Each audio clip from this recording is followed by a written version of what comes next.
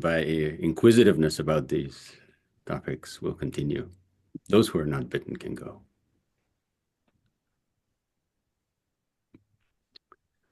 Give everyone 1 minute or 2 minutes Yeah. after. No, I think I'll begin. Hello, I'm Svetozar Minkov, professor of philosophy at Roosevelt, and also director of the Leo Strauss Foundation. And welcome everyone. We have a kind of co-host, Bernhard Trout, also from the Strauss Foundation, and professor of chemical engineering at MIT. And we have James Guest, independent scholar, University of Dallas, PhD. That's correct. Okay. And Tom Cleveland.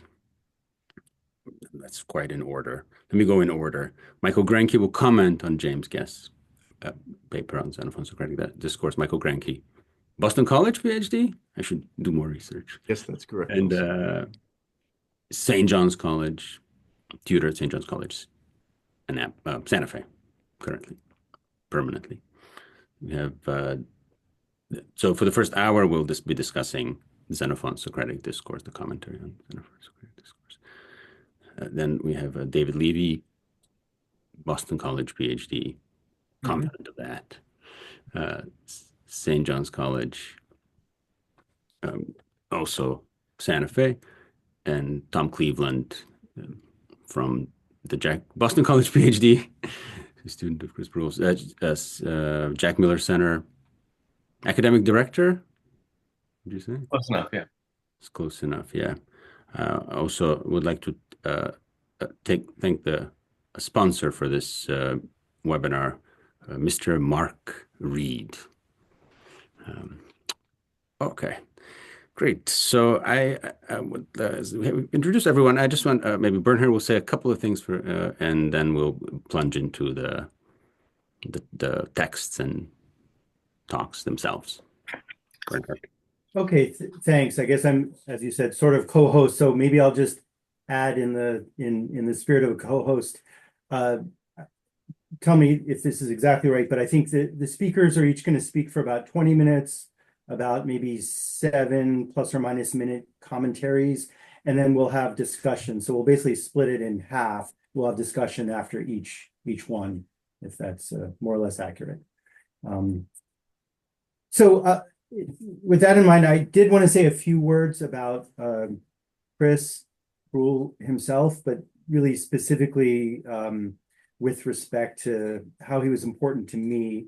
I also, before I plunge in, want to thank the panelists, the respondents, and everyone in the audience for attending. I think many of you attended the event on Friday, which was also a wonderful event celebrating Chris's students and colleagues. I was not an official student or a colleague of Chris, but when I moved to Boston to join the faculty at MIT, I wanted to expand my philosophical understanding. And I was recommended to reach out to Chris, among others in the Boston area. And Chris was most welcoming. The first class that I sat in on of his was his Cyropaideia class in the fall of 2000. I think many people in the audience were also in that class. Small, but many students, official students and unofficial students. So that was 2000. After that, I continued to join his classes for 11 years until he stopped teaching. And during that time also, BC had a rich speaker series, which I very much profited from and appreciated, particularly with respect to the theory events.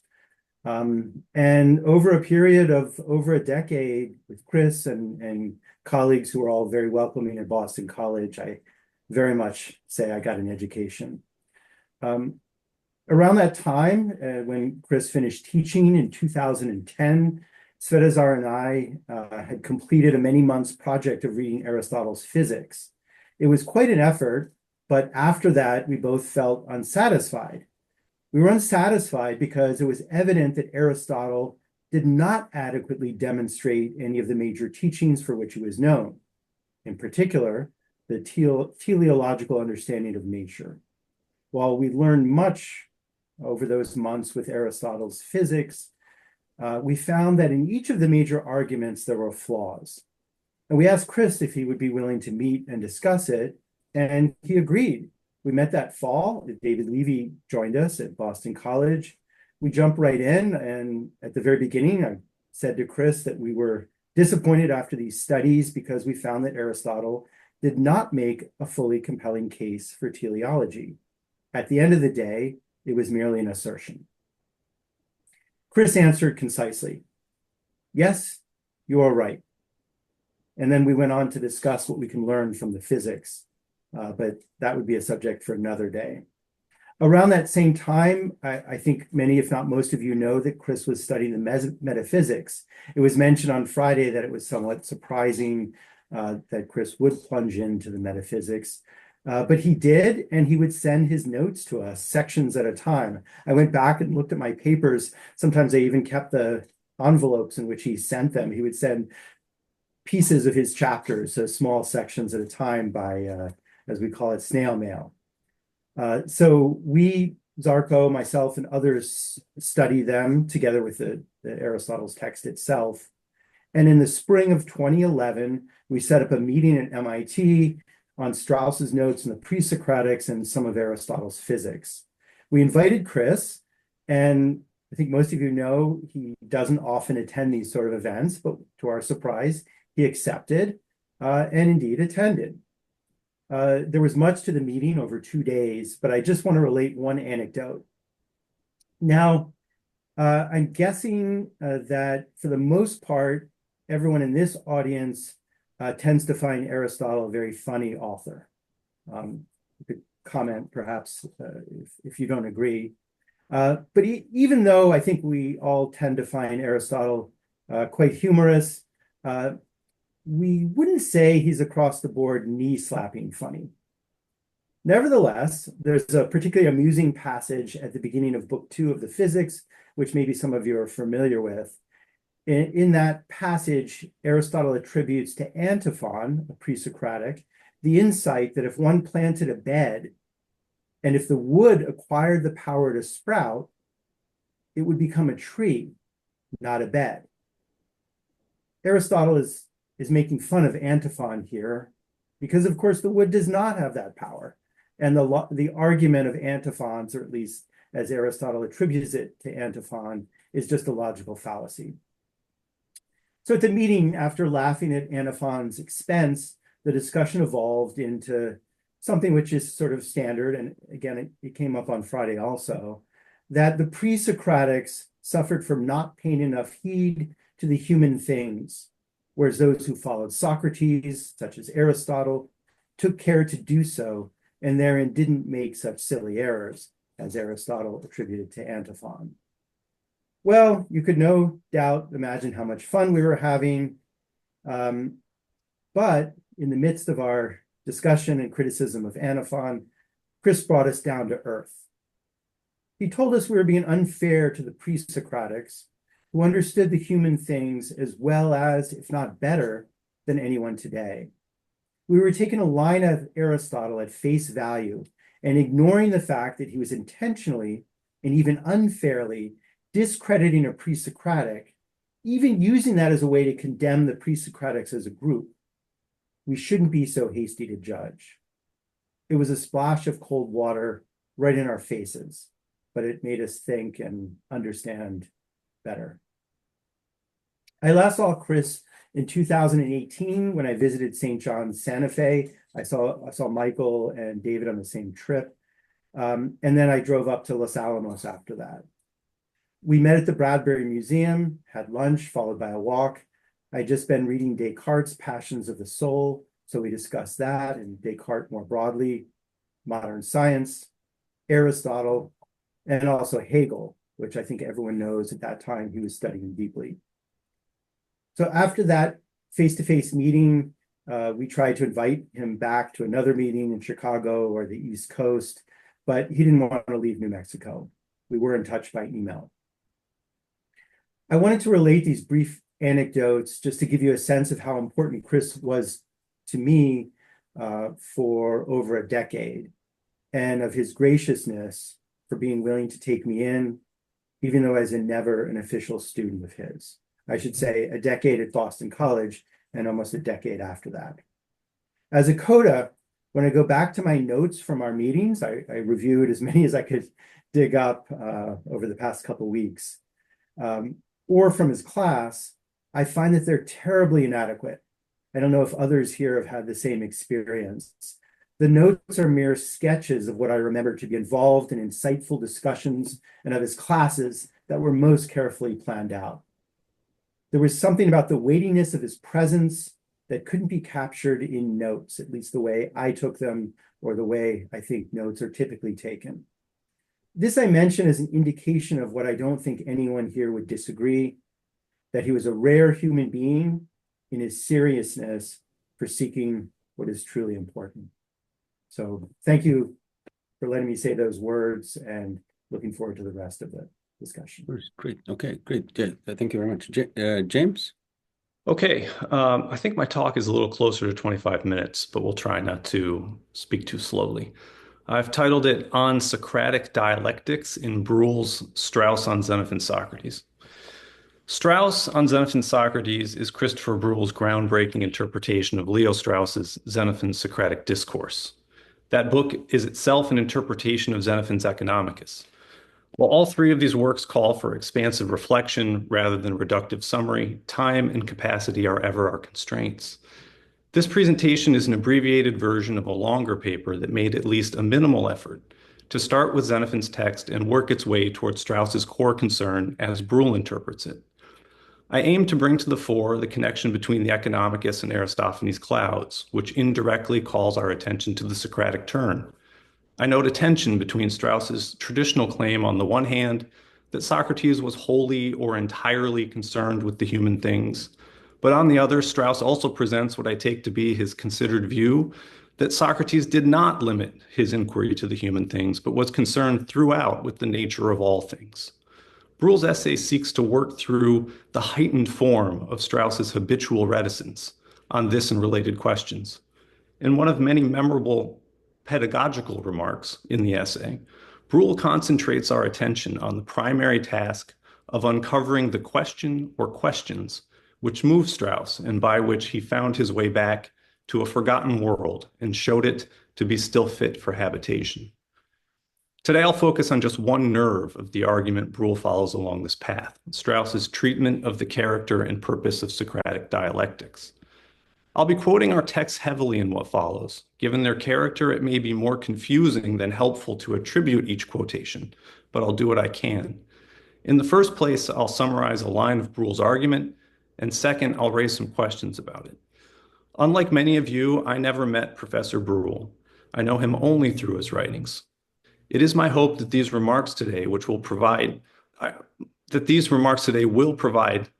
evidence that the writings of his, which have now outlived him, will find their readers and continue to convey to them something of his human wisdom. Strauss's question or questions that Bruell had mentioned are immediately replaced by him with references to a singular question or chief concern or guiding question or concern. Bruell proceeds cautiously and carefully on this point, and it's not until 15 pages later that he arrives at his statement of what Strauss considered to be the fundamental issue. In the last resort, must our reliance be on the divine or on our own reasoning? Bruell had used this same phrase, fundamental issue, several pages earlier, referring to the contrast or conflict between Socrates and the gentleman. He says that it would be difficult to imagine a more fundamental issue than this, concerning as it does the point of view from which all of life is to be understood. In this subtle way, we are perhaps prepared for Bruell's suggestion that the confrontation between the Socratic way of life and the way of life of the gentleman is closely linked to the question of human guidance or divine. Some 40 years later, scholars with even a cursory familiarity with Strauss's works would easily name the theological political problem among his chief concerns. Yet this does not make it any easier to see how, as Strauss had written in a letter to Skolem, these late books on Xenophon somehow concern the difference between Socrates and the Bible. Toward the end of his discussion of Xenophon's Socratic Discourse, Bruell puts his suggestion conditionally as follows. If the dialectics, strictly understood, are the Socratic approach to theology, theology would constitute the link between dialectics and physiologia. I think we can begin to get a grip on this if we concentrate on distinguishing the dialectics strictly understood from a broader sense of dialectics as explicitly discussed by Strauss. The explicit discussion of dialectics is an unusually rich digression in Strauss's commentary. In this passage, Ischomachus' activity of separating his indoor things to establish order is said by Strauss to remind of the way Socrates separates the beings according to their kinds, to discover the order of the whole. Socrates never ceased examining what each of the beings is, that is, what each kind of being it is. This activity, Xenophon claims, is called dialegestai, with a view to the fact that men coming together for joint deliberation pick out or select things by their kinds. Bruell wonders, though, whether Strauss's statement on dialectics here is complete. The core difficulty that Bruell seems to be considering is how we are to understand the relation between, on one hand, the what is questions Socrates was always raising concerning the human things, and on the other, the most comprehensive teaching of his, which transcends the human things and concerns the order of the whole, which, due to the gods oikonomene, serves the benefit of man. Strauss had not made it easy to see how dialectics is to be distinguished from teleotheology, or simple teleology, or Socratic physics, or Socrates' theology, or the natural science of the clouds. And Bruell, it seems to me, largely preserves that difficulty while pointing the reader in the right direction. We might see something like the outlines of Socrates' intellectual autobiography in these pages, that Strauss offers a footnote referring to Platonic passages from the Phaedo and Parmenides lends some support to that conjecture. But it's not clear to me that this is what Bruell has his eye on. Bruell focuses on the observation that Ischomachus' interest in order has more in common with Socrates' teleotheological teaching than with dialectics as explicitly discussed. Socrates is thus distinguished from Ischomachus insofar as his awareness of difficulties with the teleotheology runs deeper than Ischomachus. Ischomachus separates his possessions according to kinds in order to bring each of those kinds to its proper place, a place established in accordance with the hierarchy of his needs or with his purpose.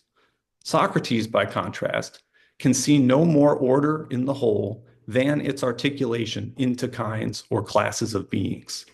Yet Bruell stresses that what exactly Socrates sought to learn from Ischomachus still eludes us. We have yet to understand why Socrates turned to the human things. I suggest that Bruell had given us an important clue in an earlier passage where he discusses Strauss's provisional explanation of the silence on piety in chapter 1. Bruell attributes to Strauss the suggestion that what makes it necessary to take piety seriously is the weakness of our knowledge, which only a dogmatic faith in the omnipotence or completeness, actual or potential, of our knowledge can blind us to. And what makes it possible for us to be pious is our respect for justice or law, which leads to and sanctions worship. But where does this leave us if the law itself proves to be less than completely respectable? As far as I have observed, Strauss in Xenophon's Socratic Discourse never mentions the words omnipotence or faith, dogmatic or otherwise. Bruell goes out of his way then to connect these biblical terms with the recognition of the weakness of our knowledge, which may well be a conclusion one might draw from the Socratic abandonment of both the simple teleology, which seems to supply the most rational solution to all difficulties, and also of Socrates' earlier inquiry into material and efficient causes. In the last statement on dialectics in this sense, Bruell is following up hints with a view to separating dialogical teaching from theological teaching, as well as Socrates' what is questions from his teleotheology, which is presently linked to theology and then to teleology. With these moves, Strauss forces us to wonder whether the rejection of teleology and the turn, which according to Strauss is coeval with it, to the what is questions, to dialectics as explicitly discussed, also disposes of all theology. As I understand it, the question Bruell raises is this: if Socratic physics is the sane and sober view that there are only a finite number of beings and that there are some beings which never change and which never come into being and perish, namely the kinds, the question is whether such a physics can be more than hypothetical, or whether, because all questions regarding the gods cannot be settled theoretically, and therefore the gods may be at least as much disturbers of the philanthropic order as its supporters, Socratic physics is incapable of even establishing its own possibility. It seems to me that Bruell thinks dialectics, as explicitly discussed, cannot settle this matter, although he undoubtedly draws this conclusion more sharply in later writings. If this is so, Socrates must find some other approach to address the theological interpretation of the whole. For prior to investigation, nothing can be dismissed as irrational by an open-minded person. Bruell's account of dialectics in the strict sense appears to be that approach.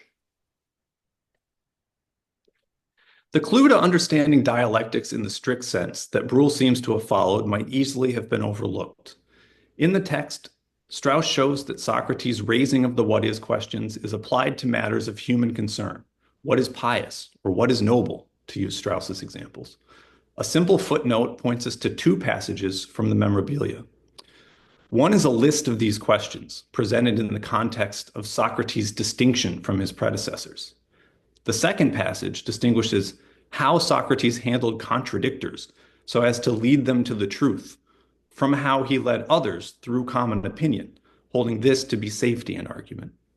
Bruell likewise refers to this association of the what is questions with refutations, only in a footnote.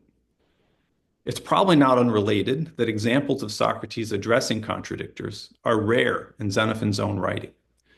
However that may be, one of the hints Bruell had mentioned in the account of dialectics, as explicitly discussed, is that nobility or beauty as an ingredient of gentlemanship or concern of gentlemen is not something perceptible through sight, but only through hearing. It's not until the chapter on Economicus 19 that Strauss's discovery of dialectics in the twofold meaning of the term is taken up again. Here, dialectics is ascribed by Strauss not to Ischomachus' ordering of his indoor things, but to his practice that teaching is questioning. Bruell considers some puzzling decisions by Strauss and finds that, again, the connection or contrast between dialectics and theology is at stake. With respect to the passage in the Memorabilia, which explains the difference between Socratic conversations which lead toward the truth and those intended merely to produce agreement, Bruell aligns the safe Odyssean dialectic with rhetoric and the conversations with contradictors that lead to truth with theology. It is this latter activity that is identified as dialectics in the strict sense.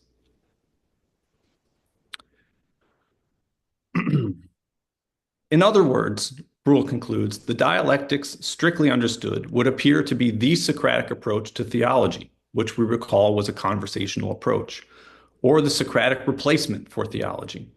Socratic conversations or refutations or questioning concerning the matters that comprise perfect gentlemanship thus replace theology in the sense that they provide some basis for his natural scientific inquiry. But how in the world can a conversation do this? Bruell's answer to this question is suggested in his second pass through chapters 7 through 10, which now focuses on Ischomachus' deficiency as an educator. Socrates is frequently surprised by the subjects Ischomachus claims he's capable of teaching. The basis of Ischomachus' teaching is his apparent awareness of an unwritten law, not reducible to the code of a particular legislator or the requirements of our living together in free political communities. It is the law which establishes what is noble and base in the sense that the gentleman recognizes nobility and baseness. It is thus a comprehensive code which regulates the life of the gentleman and forms his outlook. Human life, or nature being what it is, Ischomachus is aware that this law is in need of some support, and he expects such support, yet he emphatically does not ascribe divine origin to the law. His primary and fundamental concern is for law, or the noble, not the gods or nature. Nevertheless, this primary concern forces him to extend his concern beyond it. While several examples show that Ischomachus does not believe divine support for the law can be relied on in all cases, whatever Ischomachus' doubts may have been, either about nature or the gods, they remained within certain limits and thus left a basis for his hopefulness. Socrates, by contrast, would not have balked at the thought that the gods are aware of actions which they fail to punish. If this difference were a purely theological one, Bruell says, if it rested on nothing but differing assessments or experiences of the divine, it might well be unresolvable, a matter of obstinate decision. But the situation is altogether different, Bruell proposes, if their disagreement regarding the gods rests on differing assessments of that which the law declares to be noble, and if the question or the truth or genuineness of this nobility is open to discussion. These criteria explain Socrates' very keen interest in Ischomachus' education of his wife to virtue, his claim that he is a knower and teacher of it. In a restatement, Bruell appears to offer a kind of genealogical account of how concern for what the law declares to be noble calls forth belief and sustains it, in however modified a form, through the all but inevitable disappointments. If this hypothesis is correct, then a conversation which led Ischomachus to a different, more adequate view of the noble would change the basis on which evidence bearing on the question of the gods is assessed by him. What it requires to replace an inadequate understanding of the noble or the ethical virtues with an adequate one is itself a question that is, of course, difficult for more than one reason. Strauss on Xenophon's Socrates contains far-reaching insights that amount to a Socratic investigation of the law and the beneficial, the noble and the good, the splendid and the useful, contradictions in the civic horizon, the problem of rule, diligence and continence, and more. None of these have I attempted to discuss. Let me conclude by noting only this. Bruell suggests that Socrates' approach to theology was based on his strictness regarding what is and what is not knowledge. This strictness made him aware of what he did not know and enabled him to remedy that ignorance where possible. By removing a looseness with respect to what is knowledge, a looseness of which his interlocutors are not yet aware, Socrates seeks to come to genuine agreement with them regarding important matters based on merely human wisdom or knowledge of ignorance. Yet we seem now to have slipped insensibly from understanding what Socrates learned from Ischomachus to what Ischomachus may, in the best case, learn from Socrates. Okay, that's the end of my summary. Now I'll raise a couple questions. In the remainder, I wish to raise several questions about matters which remain unclear to me. First, what precisely is it that Socrates sees or hears that provides what he regards as sufficient evidence his dialectical conversation was successful?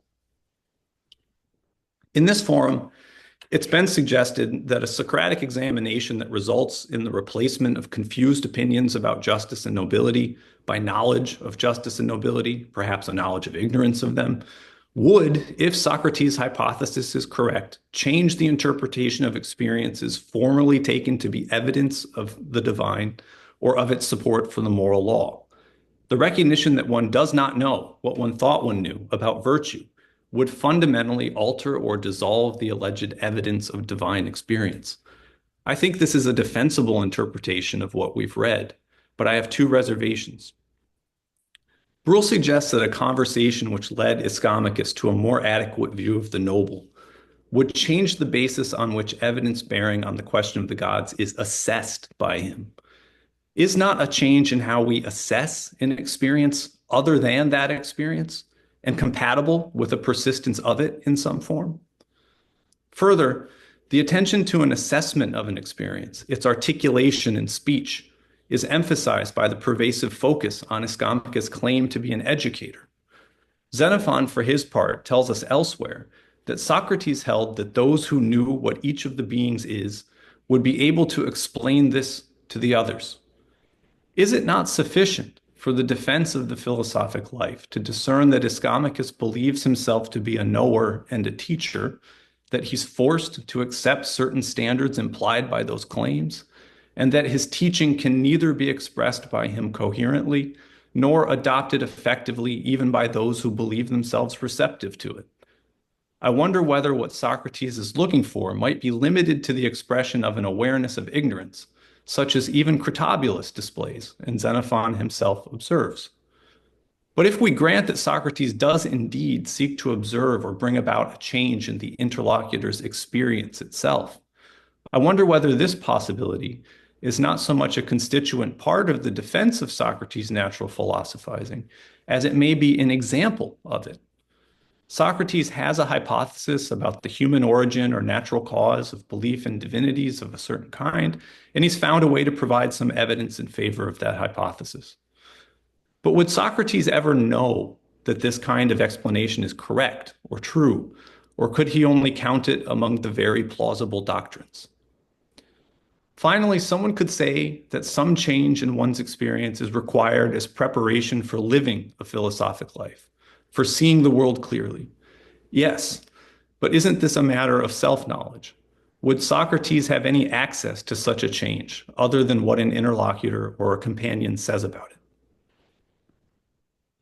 Continuing along these lines, near the end of Happiness in the Perspective of Philosophy, Bruell concludes that his argument has attempted to establish that the classical teaching on happiness is dependent on the classical moral teaching. To show that this link is non-trivial, he explains that should one be compelled to accept a characterization of the theoretical life that breaks with the self-understanding of that moral teaching, one may ask, with what right could one still speak of the happiness of that life? I wish to put a parallel question to the investigation of nature, insofar as it is defended by Socratic dialectics in the strict sense. As early as the 1987 Xenophon essay, so just a couple years after Strauss and Xenophon Socrates, Bruell begins to limn the highly qualified character of the Socratic investigation of nature with a kind of specificity absent from Strauss on Xenophon Socrates.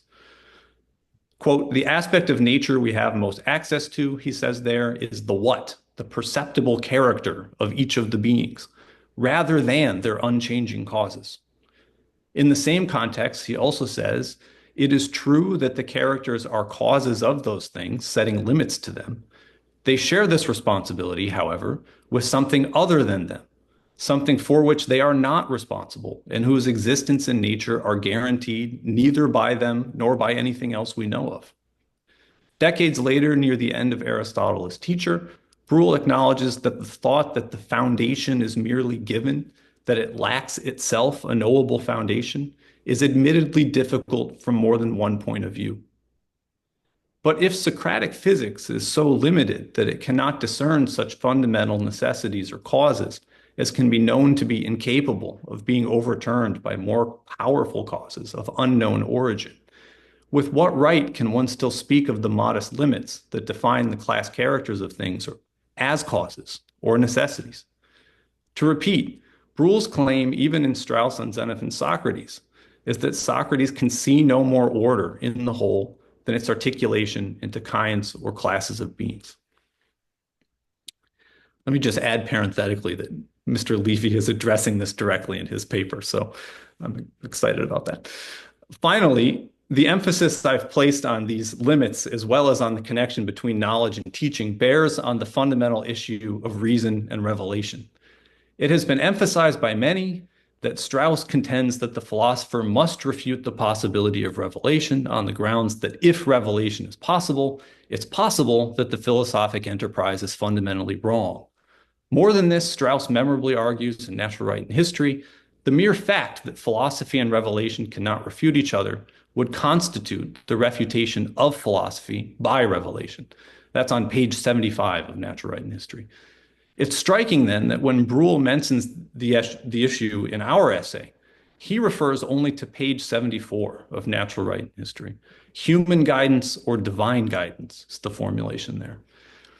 In fact, I've noticed that Bruell rarely speaks of revelation anywhere in his writings, but rather of piety, theology, or divine law. The most prominent use of the term that I'm aware of proves the rule. The laws whose revelation is the high point or purpose of the Old Testament are said by Moses to be our wisdom and understanding in the sight of the nations, which shall hear all these statutes and say, surely this great nation is a wise and understanding people. And if the nations which have, as such, not been the beneficiaries of special revelation are able to appreciate the wisdom underlying the Jewish laws or their truth, that truth must be accessible to man, to merely human wisdom. Revelation per se is inevident. An experience must be interpreted as divine. And, quote, the claim of revelation first becomes noticeable through a teaching based on revelation, as Strauss says. Faith in revelation necessarily issues in preaching or proclaiming the message of revelation, and therefore ultimately in a teaching, if in a teaching which always falls short of its task. Strauss on Xenophon's Socrates seems to suggest the confrontation is with those spokesmen who claim to know how we should live individually and collectively, those who may condemn the study of nature as wicked. Moreover, it occurs on this ground because it must, given the powerful theoretical challenges to the idea of nature as knowledge of fundamental necessities incapable of being otherwise, challenges already available to our unassisted human minds. If that is so, I do not see how one could ever be certain one has radically refuted the possibility of revelation, and it seems unwise to ask of reason the impossible. How Socrates proceeded in this situation has been the nerve of the argument we've been trying to discern. Thank you. Thank you, James. That's good. But Mr. Grenke, you have comments on? Yes. So I think the inability of philosophy to refute the challenge of revelation once and for all at the level of theory would seem to place philosophy on shaky ground. How shaky is this ground? Must philosophy abandon its pretension to be the best way of life? Must rationality acknowledge that its very foundations are not themselves rational?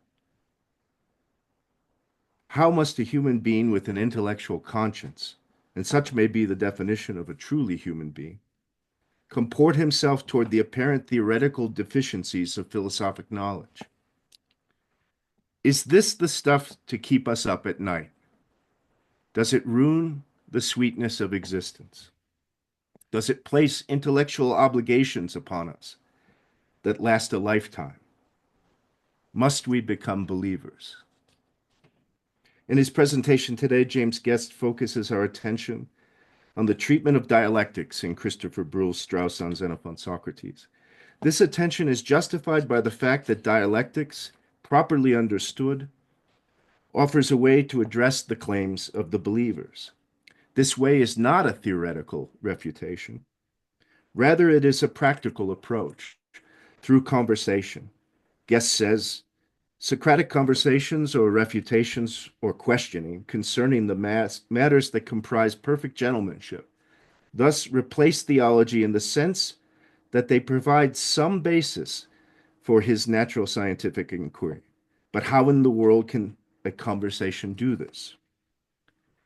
I take it that a conversation pursued in the manner of the dialectics understood in the strict sense provides a basis for Socrates' natural science in the form of a kind of defense against the challenge posed by the challenge of human claims about revelation. This conversation, then, in the case of Ischomachus, would be about beauty or nobility, or the Greek is the same. In the case of others, not Ischomachus, such conversations might be about the related concept of justice. The conversation would take the form of finding out what Ischomachus thinks the beautiful is, and then inquiring as to whether such a view of the beautiful is true. Such a conversation depends upon the interlocutors having common ground. Here, Guest questions about whether Socrates' refutative conversations bring about a change in the experience of the interlocutor are surprising and interesting. Bruell makes it clear that the needed conversation would not be about direct assessments or experiences of the divine, which would not be common to both parties. Instead, the conversation would have to be about their differing assessments of their common experience of that which the law declares about the noble. Bruell adds the requirement that the question of the truth or genuineness of this nobility is open to discussion. And I take this addition to indicate that the possibility of truth has not been foreclosed. Given these two requirements, common ground and the possibility of truth, then the two men can inquire together toward a more adequate view of the noble. If it is Ischomachus's attachment to the noble or beautiful, and his awareness that it is in need of support that leads to his belief in the gods, then, quote, a conversation which led, and here Ischomachus's name is in quotations, Ischomachus to a different, more adequate view of the noble would change the basis on which evidence bearing on the question of the gods is assessed by him. In this statement of Bruell, Ischomachus's name is in quotation marks, indicating perhaps that the needed conversation did not, or even could not, occur with the actual Ischomachus. Bruell says in the next paragraph, Socrates may have wished only to confirm its possibility in principle. Now, I may be ignoring some important context here in order to raise this possibility, but is it possible that there is a way to draw conclusions in principle about such important conversations? Must philosophers actually speak to all of their contradictors, each one by one? If the issues in question can be resolved in principle, is there any need for actual conversations with any of the contradictors? Note also that the conversation is described as having come to a more adequate view of the noble. Is that enough? Can one know the better without knowing the good? Is a better opinion capable of serving the same function as the true? Whatever the case may be regarding that question, might one ask what exactly is accomplished by such refutative conversations? If attachment to nobility or to justice and concern with their need for support leads human beings to belief in the gods, then clarifying those ideas and rendering them more precise, along with being more precise about knowledge, may very well change the basis of the beliefs. Does a true or a more adequate view of beauty lead to the same thoughts about beauty's need for support? If, for instance, one could come to see any and every intelligible order as beautiful, would one feel a need for divine providence? If philosophy fulfilled human beings, and the world has what is needed for such fulfilling activity, is any more providence needed? Even if one could accept that many dependent ideas would fall away with a clarifying examination of the ideas of beauty and justice, I think it's important to ask here, are the attachments to beauty and justice the only reasons for believing in the gods? And if there are other reasons, how are they to be dealt with? Is the perfect gentleman by himself an adequate representative of all religious life? Guest ends with the suggestion that, quote, the confrontation is with the spokesman who believe in the gods and who condemn the study of nature. This seems right. The spokesman can be confronted and shown, perhaps only in principle, to have inferior understandings. Is the inferiority of the understanding of the believers enough to satisfy the intellectual conscience of the philosopher himself? But perhaps what is achieved in these conversations is less than a full satisfaction of the intellectual conscience. Perhaps in part what is established in these conversations is not a complete justification of philosophy, but simply a justification of philosophy's permission, even according to the standards of its opponents. Bruell suggests that these inquiries into the truth of customary standards show, quote, the legitimacy of searching for the true nobility or beauty. Now, both of the talks here today raise questions about the extent and kind of our knowledge. Many of the observations, I think, call for an assessment of claims to know that are attended by serious limitations. And this leads my mind to knowledge of ignorance, and it's not as if this wasn't mentioned in Mr. Guest's paper. Bruell takes up this topic in footnote 6 of Strauss on Xenophon Socrates. There, Bruell indicates that Strauss surprisingly suggests that Socrates should be thought of as a master in dealing with his wife. Socrates notoriously had a difficult wife. In Xenophon's Symposium, there is a not too subtle indication that Socrates wished to, quote, deal with, that is, make useful his wife, but he failed to do so and was only able to bear up under her. How then could Strauss regard Socrates as a master in dealing with wives? Bruell directs attention to what Strauss says 48 pages later, after the initial passage that indicates Socrates was a master. He says this, Strauss, if Socrates failed to educate Xanthippe, he was superior to Ischomachus by having no delusions in this respect, or by being aware of his ignorance of the art of managing one's wife. Is that what it means to be a master? I think the other passages referred to in Bruell's footnote indicate more. Bruell points to a couple of passages that mention wild animals, and one that mentions the raising of tame animals, cattle. I'll mention just in passing, as a kind of digression, but maybe it's of importance to some here. That last page, it's 196 in Xenophon's Socratic Discourse, that last page that Bruell refers to uses the phrase theoteleology rather than the phrase teleotheology. That aside, I want to say this. How does this presentation of Socrates as a master, where his mastery consists primarily in awareness of his ignorance, how does it inform our understanding of how a philosopher might live with the limitations of his understanding? How is Socrates affected by what I will call a bad marriage, a marriage that falls short of what he wanted? In the Symposium, Socrates treats the matter with comedy. What allows him to do so? What allows him to laugh instead of crying? I observe that in a passage that Bruell does not call to our attention, Strauss discusses an incident in the Memorabilia where Socrates' son is having trouble with Xanthippe.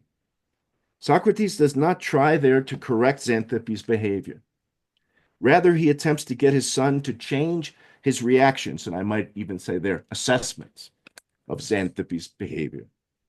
Strauss refers there to Xanthippe's, quote, unchangeable conduct. Can Socrates know that his wife is unchangeable? Bruell says about knowledge of ignorance more generally, quote, one may have knowledge of one's own ignorance, and that this presupposes that one has some knowledge of other things as well. Does some knowledge of ignorance include a knowledge that something is impossible? Does that include things like knowing that Xanthippe is impossible to correct by teaching? Presumably, the human being is teachable in principle, but not all are in practice. In the refutative conversations, I assume that the philosopher's superior views are informed by the articulation of the world into kinds. This articulation is the source of the necessary inferences of their reasoning. Can knowledge of the class of human beings give one knowledge that this human being, Xanthippe, cannot be taught? Or is it by means of another class that one knows this?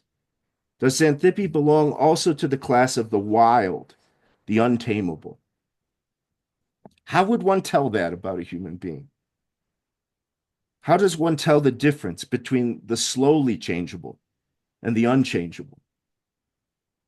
Is Socrates' apparent judgment regarding his wife a case of knowledge of necessities, or a case of, very understandably, giving up? In the footnote at the end of his paper, James Guest, he didn't read this, directly directs our attention to a passage in Bruell's On the Socratic Education. This is the very end of his paper. This passage is on the Euthyphro and offers some thoughts about the state of Socrates' knowledge of ignorance regarding the divine. Bruell indicates that despite his knowledge of his ignorance, in the face of the self-proclaimed prophet Euthyphro, Socrates did not defer to Euthyphro. Guest quotes Bruell. So he says, Socrates' ignorance did not require of him that he be what we call an agnostic. Rather, it permitted him to draw positive and negative conclusions about the most important matters. I take this to mean that despite his knowledge of the theoretical possibility of something that could undermine the philosophic life, Socrates went about that life nonetheless. If he could do that, does that indicate that Socrates thought the philosophic life did not need any more of a defense than that provided by the possibility of refutative conversations?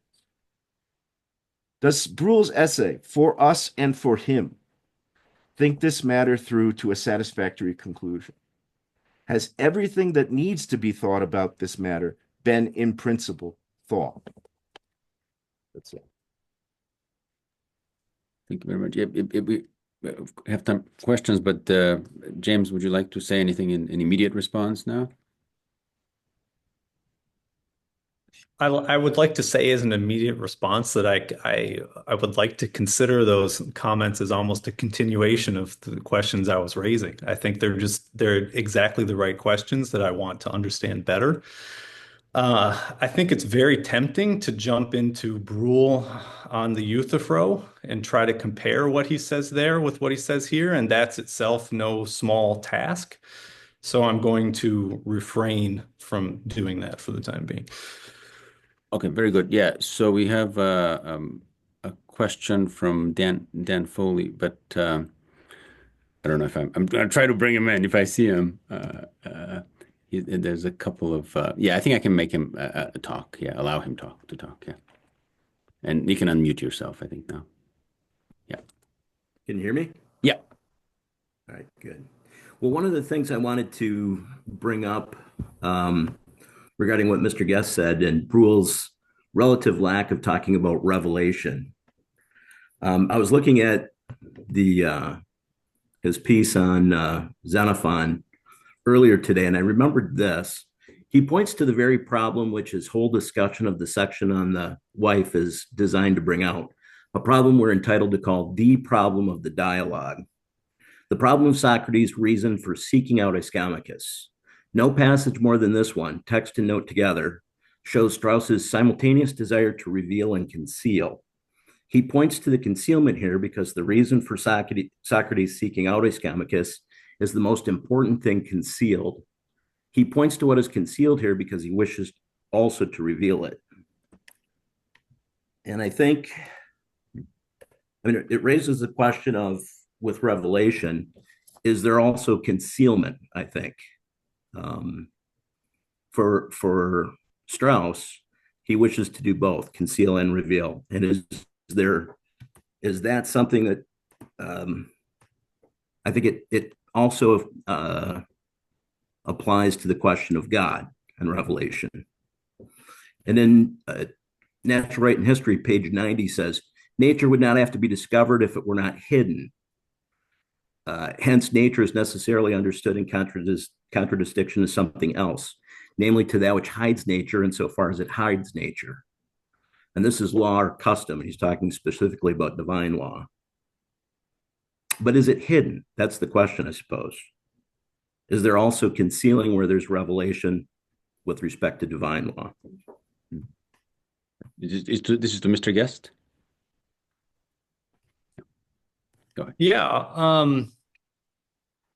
I think on the first point about the reason for approaching an Ischomachus and it's being hidden is part of what I was trying to uncover with just tracing this line on what does dialectics in the strict sense achieve.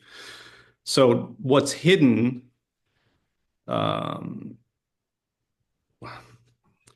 Strauss has like a passage in Xenophon's Socratic Discourse where he sets up these propositions and how they're related. That the typical Xenophontic conversation stands to Socrates' what is questions the way the what is questions stand to cosmology.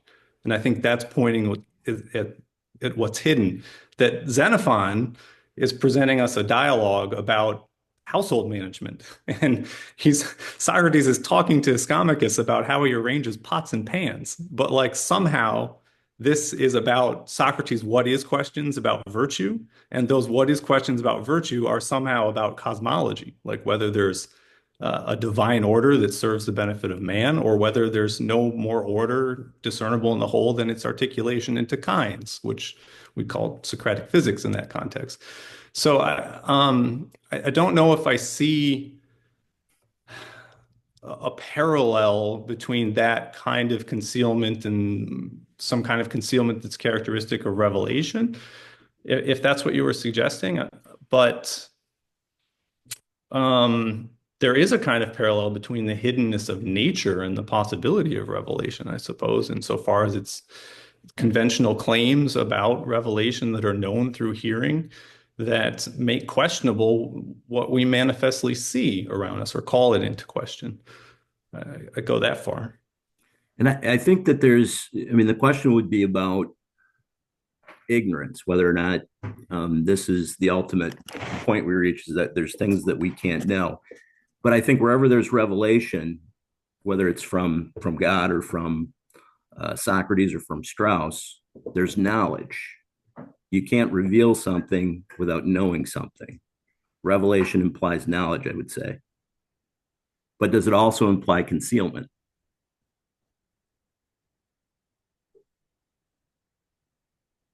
Well, if it's per se and evident, which is something Strauss says somewhere, then yes, that would imply concealment, right? So it's lack of evidence. So we have to say something about it, which I guess connects to what you're saying is an implicit claim to knowledge, which I think is right. Maybe I'm not feeling the full bite of the question. Can you give do you have a specific type of thing that's being hidden in mind, that's swept under the rug, something very specific, or is it a general structure of things? Well, the specific two examples. One was what Bruell pointed to, which is what is the reason for the discussion. So why is Socrates seeking out Ischomachus? And he says that he points Socrates seeking out Ischomachus is the most important thing concealed. And he points to what is concealed because he wishes to reveal it. So that's at page 123 of the piece. And then the other thing from Natural Right and History, page 90, is he talks about law is what hides nature. So the revelation of this hiding is the discovery of nature by philosophy. But the question then would be, is nature, is this hidden? Is there a God who hides nature through divine law? And the analogy would be that Mrs. Ischomachus hides her aging by applying heavy makeup. Yes. Ischomachus will say, "How would you feel if I hid my bank accounts or inflated my bank accounts?" But somehow that's the analogy. Okay. It's good. It's good question. We don't have to, unless someone wants to respond. We have at least one more question, and then we'll probably have time to connect the two papers and continue. But Mr. Chen from Boston College, unless someone wants to respond to Dan's provocative remarks. Okay. Then I'll make Mr. Chen. Thank you. Just question about the differentiation between theology and dialectic made by Mr. Guest. You suggested Socrates would like to replace theology with dialectic. Let's going back to Xenophon's text. It occurs to me that again, I'm not certain, by the way, what you exactly mean by theology here, because the word is so ambiguous and used in so many different contexts. We need to do a lot of work to specify it. But in Xenophon's text, it seems to me there could be a kind of effort on Socrates' part to also posit a theology. Would you agree with this claim of mine? Because Socrates, in various places in Memorabilia, for example, make these positive assertions about the nature and function of the God. Like he tells one interlocutor that God hears all things and sees all things. So would you consider that to be theology in that specific context that you're talking about? Yeah, I think this is related to these difficult remarks of Strauss that at least to my mind, Bruell is repeating, while sort of pointing in the direction of a resolution without handing us that resolution. But how is Socrates' initial interest in teleology, which is then replaced by what we're calling Socratic physics or dialectic in the explicit sense, and then he has a teleotheology, and as Michael pointed out, it's called a theoteleology at the end too, which is puzzling. I noticed that. I don't have an explanation for it.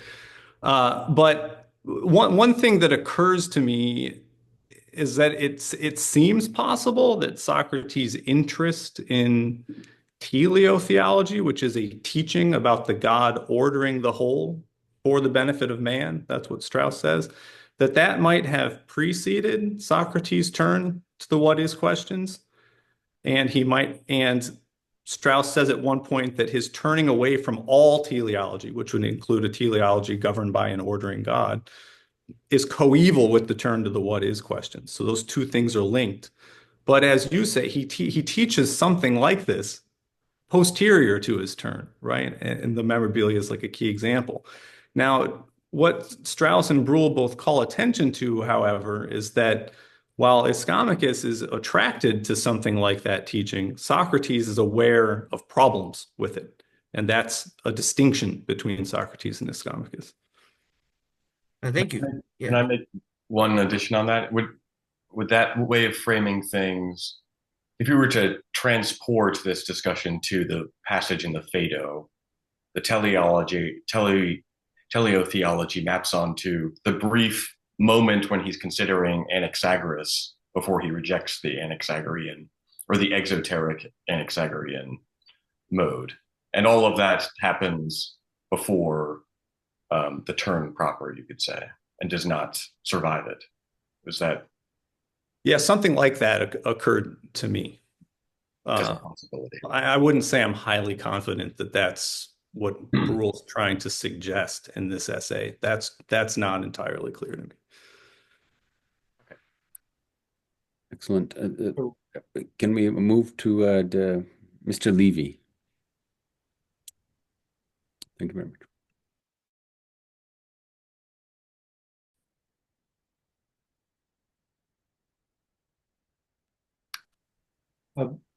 We can't, I think we can't hear him.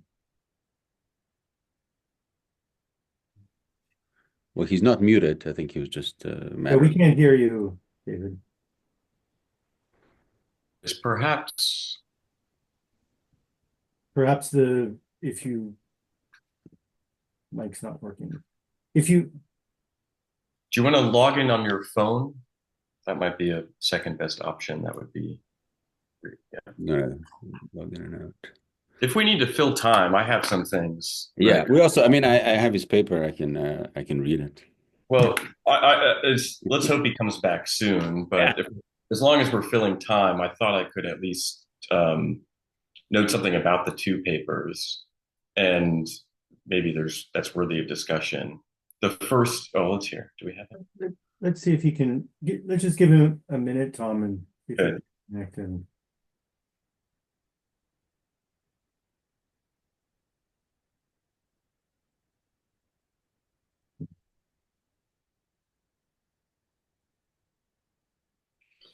Or Tom, could you connect your comments about Anaxagoras, who I think in the passage referred to says, before mind, all things are together, or maybe it's not fully quoted by Plato.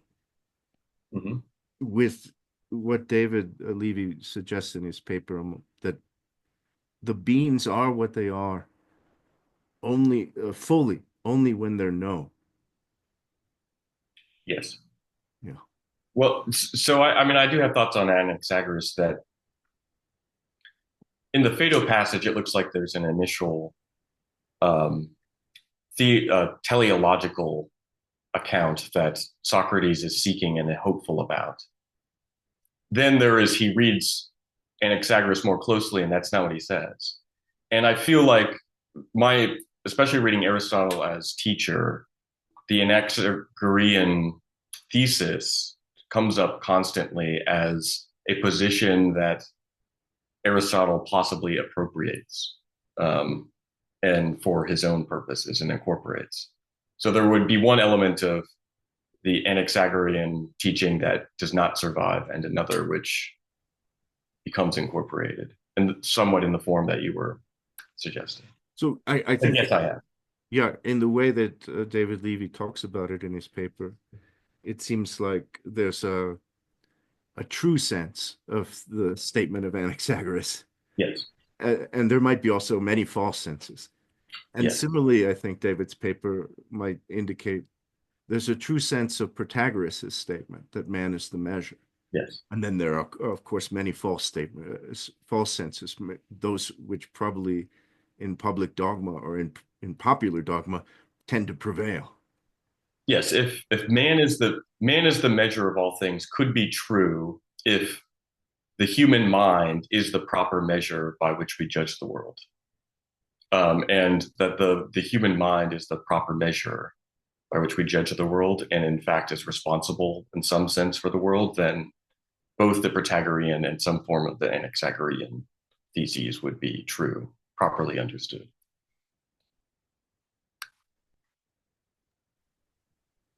I don't know, David's trying. I mean, I wonder, it looks like if Alison Levy's there, I don't know if she has her own computer. I mentioned this, we can allow her to talk that way. He can deliver his paper. Is that a good backup? I don't know. They can't tell us if they're using the same computer. Plus, he should have the phone number to dial in. Yeah, second option is to open the email on your phone and open it on your phone on Zoom, and then we would at least have audio.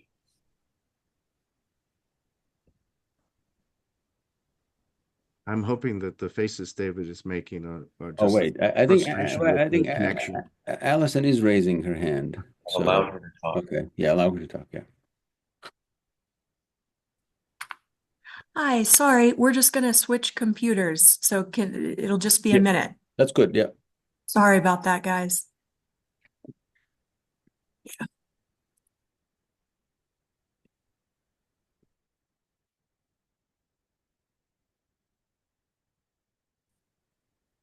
But does someone want to say, while we're waiting, anything else about the same subject to Tom's point? Well, I'm just a little worried that we're very, I don't know, is it advanced, or I have a kind of more generic question about if the gentleman is not afraid of death and not big on piety, isn't it a strange model? Is it even the gentleman doesn't understand certain things, or how close? I mean, sometimes you hear that the gentleman is close to the philosopher. So why should a conversation with a gentleman be a particularly fruitful way of establishing the goodness of philosophy? I mean, I know we've answered it, but I want to put it just from this angle that the gentleman seems far away from piety and so on. I mean, you already addressed it, but I don't know if you want to just. But if Alison is there, we can. I was just. Hello? Yep. Can you guys hear me? Yes. Now you're all set. Okay. I'm terribly sorry about this. I'll read my paper now. Beautiful. Yes, please. All right. Christopher Bruell's essay on the question of nature and the thought of Leo Strauss consists primarily in a discussion of challenges posed by Strauss's understanding of the philosophic life, which I believe is the same as Bruell's. As a student of Bruell who spent almost 20 years trying to follow the path he traced to philosophy, I want to try to articulate these challenges for myself and consider their relative depths. And this means I must also try to consider, at least in a preliminary way, something of the character of their possible solutions. In his 10-page essay, Bruell notes three chief challenges to philosophy: the need for pre-philosophic argument about the best way of life, historicism, and the question of nature. Each of these challenges deserves a paper, or rather a book, of its own, and consideration of all of Strauss's and Bruell's works would shed much light on them.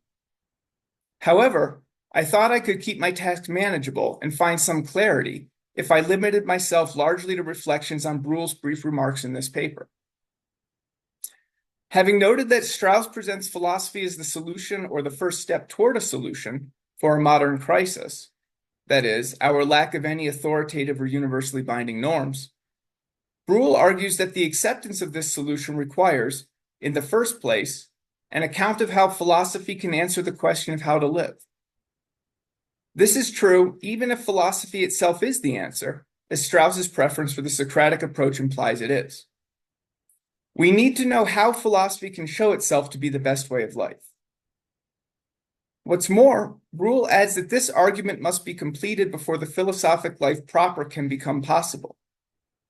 Otherwise, it's difficult to see how the philosopher can attain the necessary inner freedom to pursue truth over everything else. Bruell doesn't assert that this pre-philosophic argument can be completed. But if he suspected it couldn't be, it's hard to see why he wouldn't have noted this, just as he notes the elusiveness of the eternal being philosophy must seek. And if Bruell did not know that this argument could be completed, it's hard to see how he could have been confident that it provides the necessary inner freedom. Bruell also followed Strauss in graciously refusing to present himself as a philosopher. In this essay, Bruell tells us nothing directly about the character of the argument for the superiority of the philosophic life, beyond implying toward the end that it's to be found in the ancient or Socratic approach. But several of his remarks allow us to reflect, at least tentatively and abstractly, on its character. He introduces without apparent prompting the possibility that part of the evidence for this argument is found in an experience that belongs to philosophers alone. The goodness of any human way of life must be a goodness of which those who live it are conscious. The experience of the philosophic life would therefore provide evidence of its goodness. But is the evidence provided by experience necessary for the argument? As it seems to me, experience will provide necessary evidence if there is no more evident standard of the hierarchy of our potential ends than that found in our experience of our need for and pursuit of them. I think this is true. However, in this case, we non-philosophers, for whom the same hierarchy of ends is also supposed to apply, should have at least some access to this evidence, at least in our experience of our own needs. I think we do.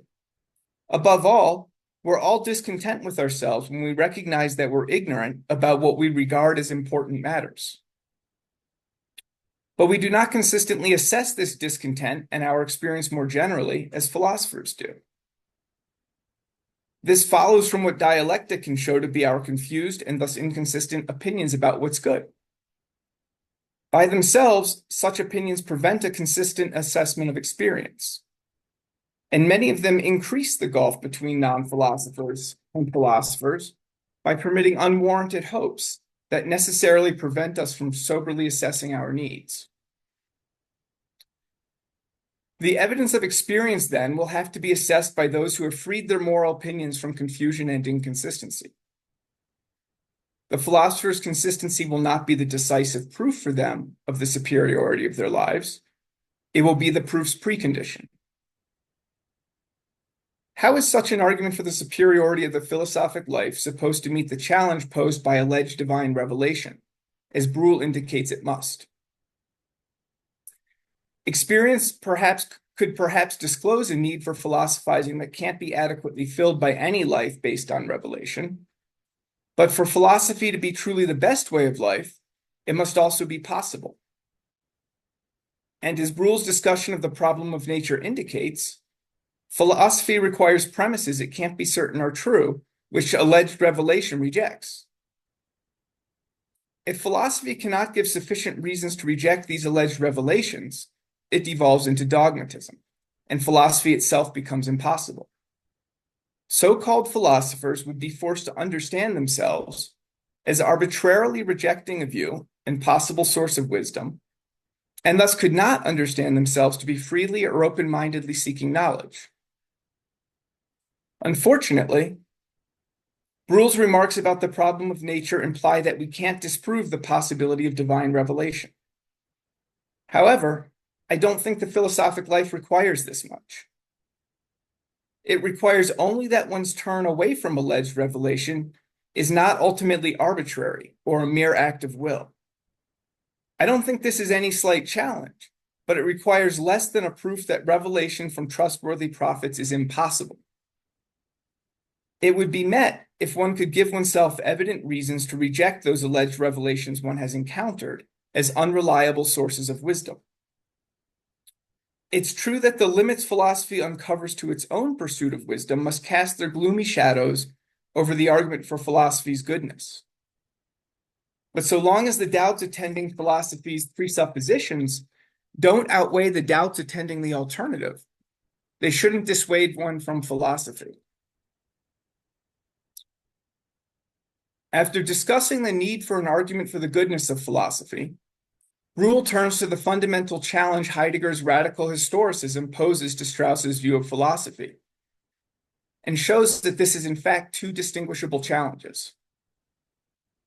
Bruell presents Strauss's indications that Heidegger was in part motivated by reasonable discontent with modern solutions to problems rooted in the fundamental problem of philosophy, the problem of nature or causality, which was a problem also for the ancients, and my talk concludes with a discussion of this.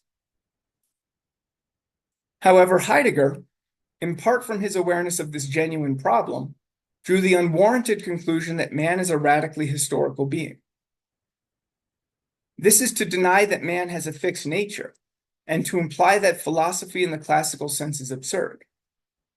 The premises on which philosophy rests as allegedly universal truths would in fact belong to specific historical epochs, and thus be ultimately arbitrary from the point of view of concern for the universal truth. As Strauss indicates in Natural Right and History, apart from arguments that historicism could share with skeptical philosophy, historicism is not logically impressive.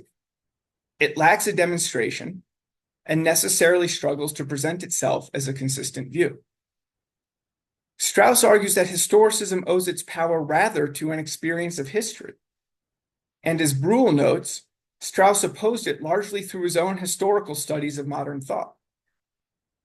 Strauss could thus claim to offer a more adequate interpretation of historical phenomena than that offered by historicism. But if Strauss could claim to offer only more plausible interpretations, I think philosophy would have to remain open to historicism's criticisms. Instead, Bruell speaks of Strauss as having shown the unsoundness of the turn to history. What then is at stake in Strauss's historical studies? He argues that historicism's experience of history derives from the failure of modern philosophy.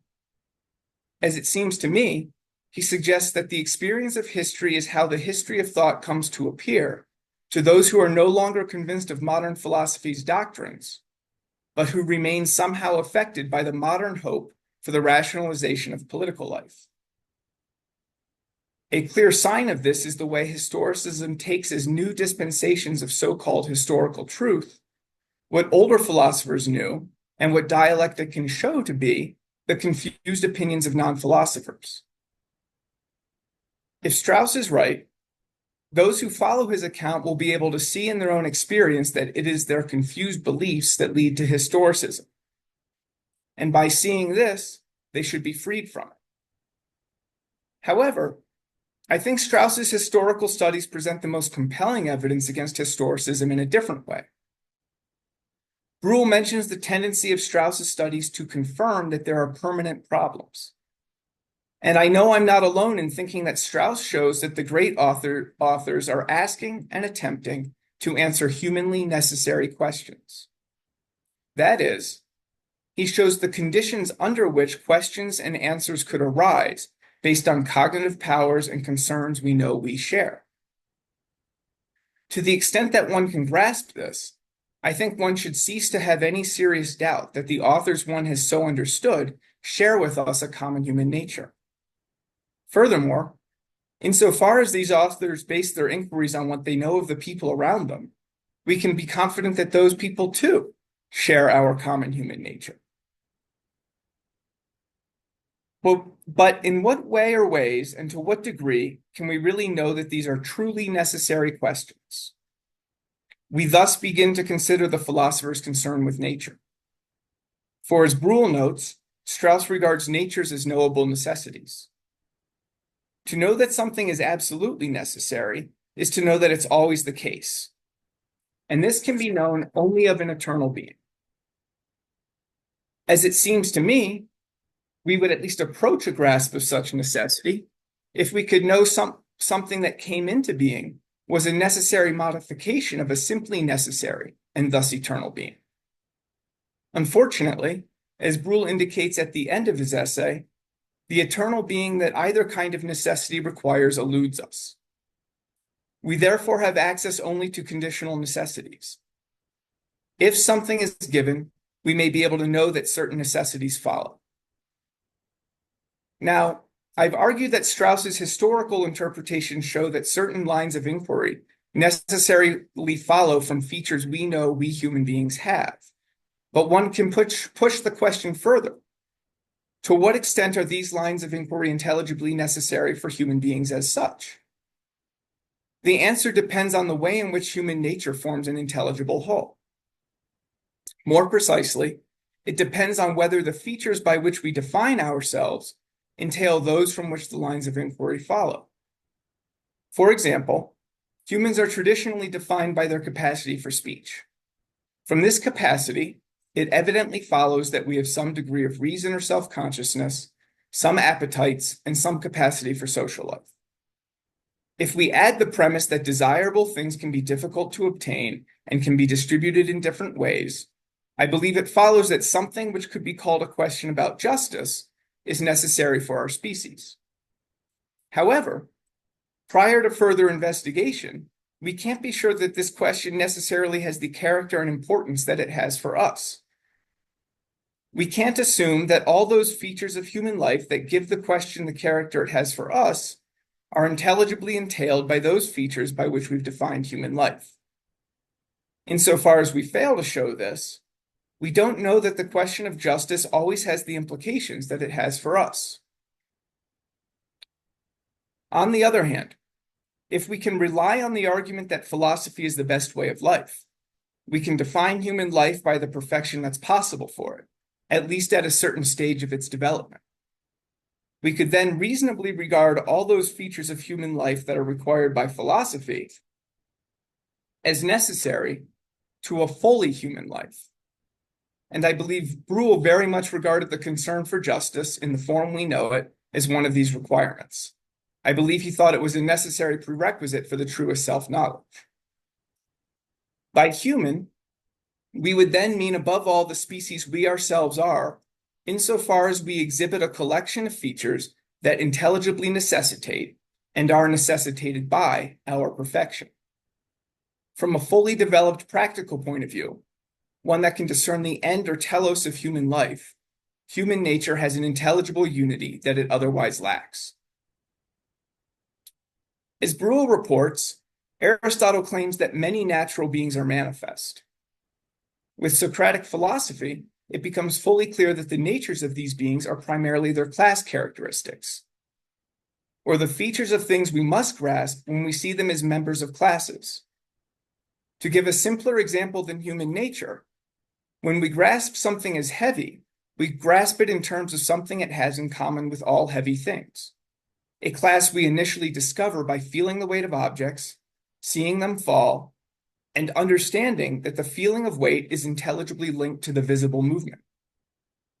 We thus know that if an object is heavy, it will necessarily move downward unless it's sufficiently resisted. Our grasp of this one class character therefore also entails other necessities. For example, that down is a definable direction and that there's such a thing as resistance, which comes in greater and lesser and sufficient degrees in relation to opposing forces. Finally, as constituting classes and other intelligibly necessary wholes, the natures are unchangeable. If the species of things within which they are manifest perish, their natures must cease to exist. But they cannot do so by going through a process of perishing or changing. That nature is the philosopher's fundamental concern follows from the fact that philosophy seeks to replace opinions with knowledge. We can know only what's intelligibly necessary. The problem of nature arises, however, because philosophers can't limit their concern to the knowledge of those natures that are manifest. As Strauss insists, philosophy also requires the fundamental premise that no being emerges without a cause, or that nothing comes from nothing, which I'll call the principle of causality.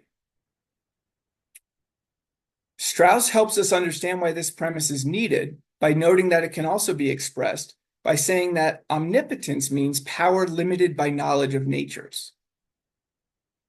Philosophers seek genuine necessities, and this requires that no power be able to overcome the necessities they discover.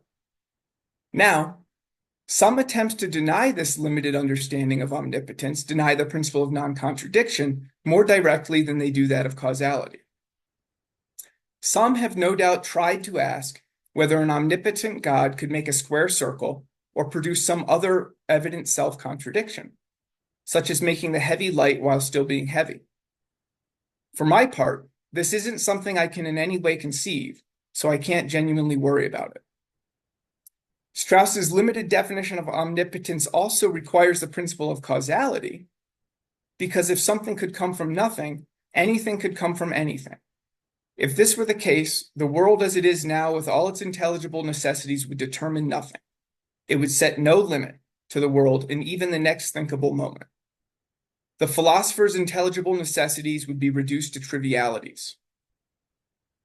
However, it's not the need for the principle of causality by itself that Bruell argues particularly challenges philosophy. He says the principle itself perhaps approaches being completely evident. I don't think I've adequately understood the exact meaning or basis of this suggestion, but in an effort to make sense of it, I'll suggest that an important reason for it is the intrinsic obscurity of the alternative view. I'll try to indicate what I mean by comparing the two views as I understand them. Both the classical philosophic view and its opponent affirm that whatever comes into being was possible beforehand. For the opponents of philosophy articulate their position by asserting that it's possible for something to come into being without a cause. The philosophic view holds that this possibility must subsist in some actuality, some actually existent state of things.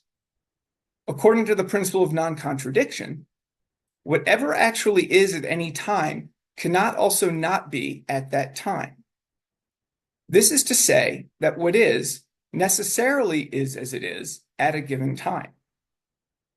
When we take an overall view of what is, we see that changes are occurring throughout it, which is not to say that everything is changing in every respect. It follows that at any given time, the world is necessarily changing in whatever ways it happens to be changing. Finally, it's evident that new beings must result from these necessary changes. We may not understand why the new beings have come into being, but we grasp them as parts of the ever-changing world and as results of its necessary changes. Now, I don't think the opponents of philosophy have to deny what appears to me to be the evident truth that new beings necessarily result from the world's necessary changes. They only have to add that it's also possible for new beings to pop into existence without any cause or basis in what exists. This is to say that the possibility for these new beings subsists in nothing or is itself nothing actual. Saying that anything, and therefore also a possibility, is also nothing could seem to be a self-contradiction. But I don't think this is quite right. The possibility that the opponents of philosophy intend to refer to is nothing in the sense that it's a lack.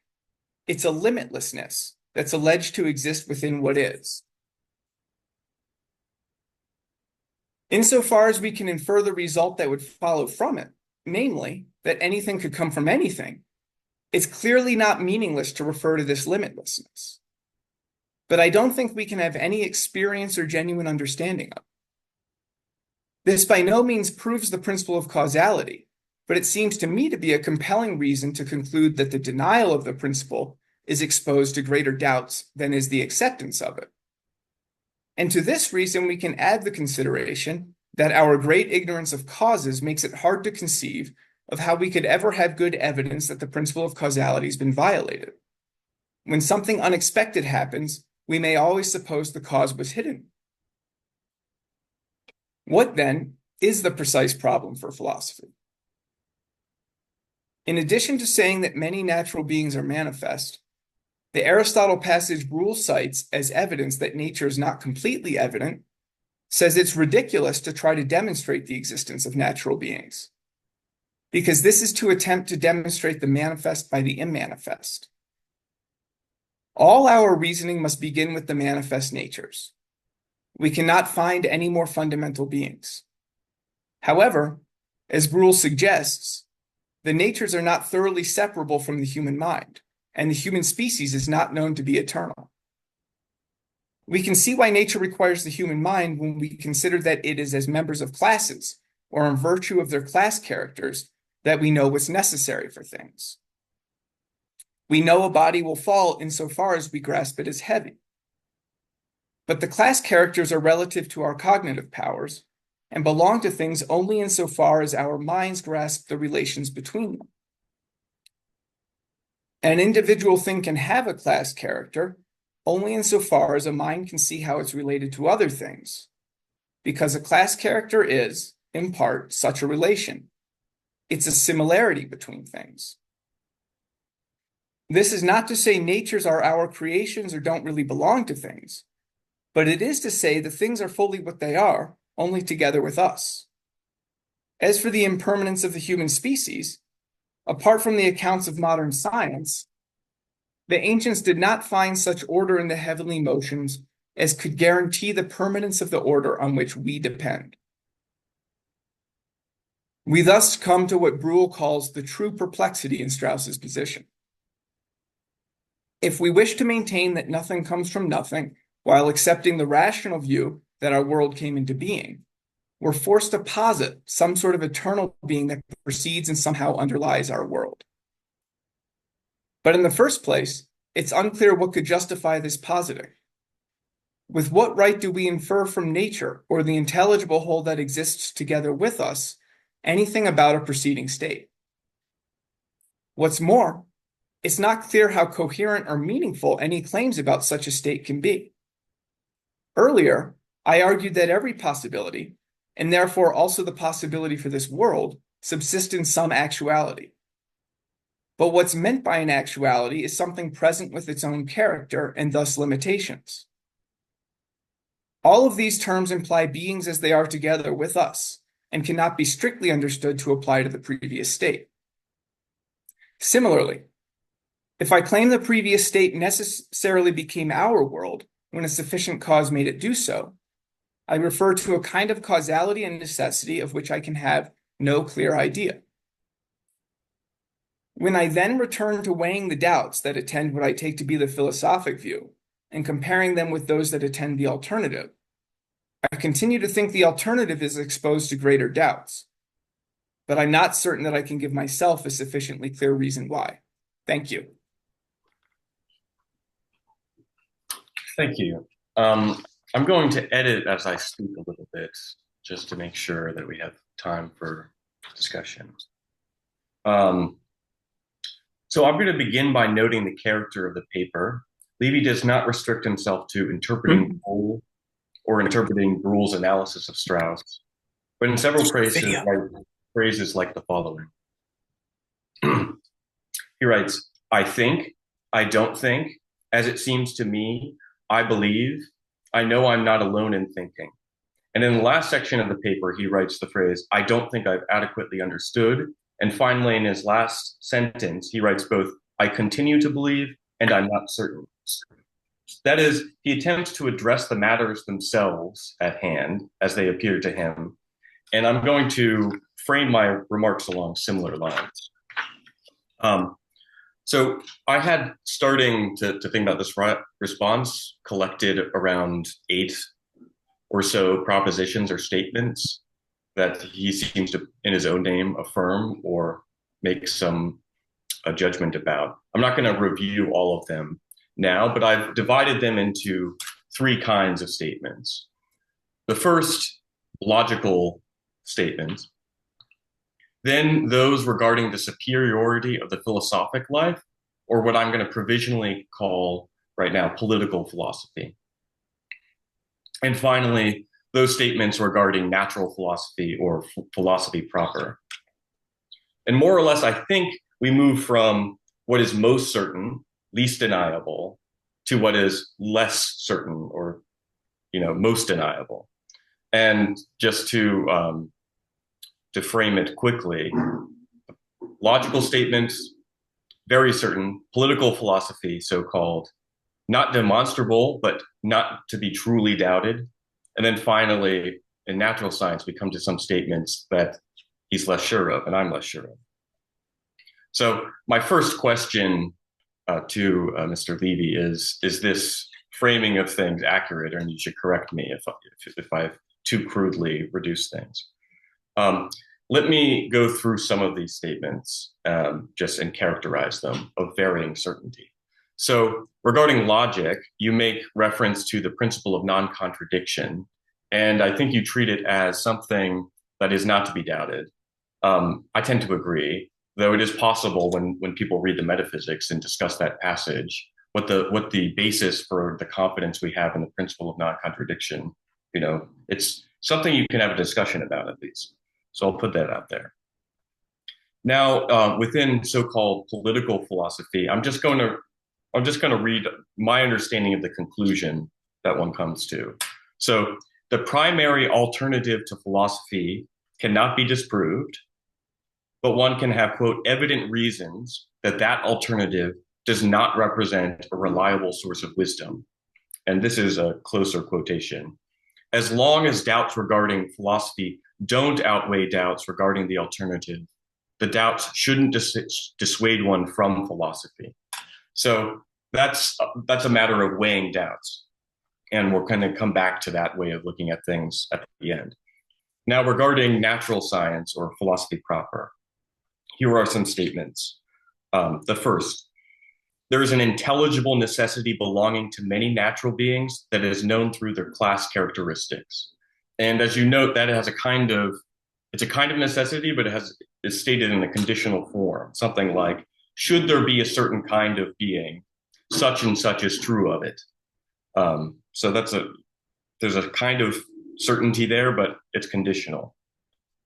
A second statement, class characteristics belong to things only insofar as our minds grasp the relations between them. That is, natures are fully what they are only together with us.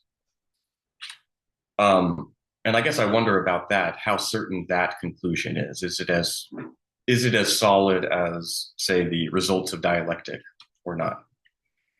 And then the final, most troubling principle, the principle of sufficient reason, or the principle of causality, as you call it, that everything must have a cause or nothing comes out of nothing. And this is not subject to proof. And this is where we get your last sentence, that you continue to believe the alternative is exposed to greater doubts, but you're not certain that you can give yourself a sufficiently clear reason why. So as compared to my presentation of political philosophy, where there is a weighing of doubts that leads to a kind of certainty, here we have a weighing of doubts, but where things lie on it, it seems like you're less certain of. So I just wanted to note that. I'm going to turn to some more direct questions regarding political philosophy. So I characterize certain propositions as belonging to, quote, political philosophy, but I don't think either you or Bruell use that word in this context.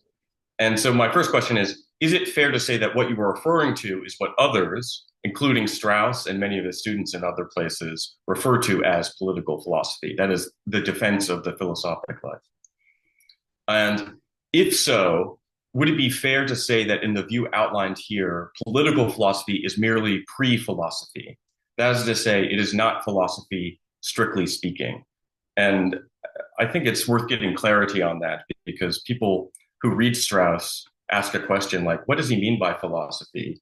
And many people do not have a clear answer to it. In this outline, the defense of philosophy seems not to belong to philosophy, and the investigation of nature is actually philosophy. Maybe that's too direct, but I wanted to ask about that. And I'll say on the same theme, I think it's worth noting in the view outlined here that although political philosophy is, you could say, pre-philosophy, it does have this advantage. It seems like it is a task that is completable. And that's another question that's disputed among people who read Leo Strauss. Here it seems that it's something that is accomplishable. Now I want to ask some things about the principle of sufficient reason. And the way I want to frame this series of questions is, how many alternatives to philosophy are there? From one point of view, you have philosophy, which holds that there is nature and cause, and then you have an alternative, the denial of nature and the denial of the principle of sufficient reason. Divine revelation and Heideggerianism or historicism share this in common, that they deny the principle of sufficient reason. And they are distinct insofar as the reasons that lead one to believe in divine revelation or historicism are not identical, but it does seem like in some sense they are similarly dissolved through dialectical arguments regarding the same matters. So that's one thought I have. Now, supposing the arguments against those alternatives are sound, it seems to me there could be some other reason to doubt the principle of sufficient reason that comes directly out of, I'm tempted to call genuinely philosophic reflection, that is not through confusion about human things. And if that were the case, I'm going to lay out some possible consequences to that thought. Here's a strong version of a possible consequence. Investigation into cause itself makes the recognition of a fundamental limitlessness at the bottom of things a necessary thought. That would be a very strong version of it. And here's another version of it that might amount to the same thing, and it regards the Megarians. The Megarians who deny potentiality, except insofar as it's actual. And I'm bringing that up here because in footnote 6, there is a reference to Bruell's commentary on Metaphysics Theta 3. And the Megarians are the subject of that, that discussion. And when I reflect on the Megarians, it seems to me they hold their position on philosophic grounds. That is, not due to opinions that can be dissolved through a dialectical examination of moral opinions. The Megarians are in some way opponents of philosophy, insofar as they apparently do away with nature, but they are opponents with perhaps some good reasons. Or another way I could frame this is they're Heidegger without the baggage or something.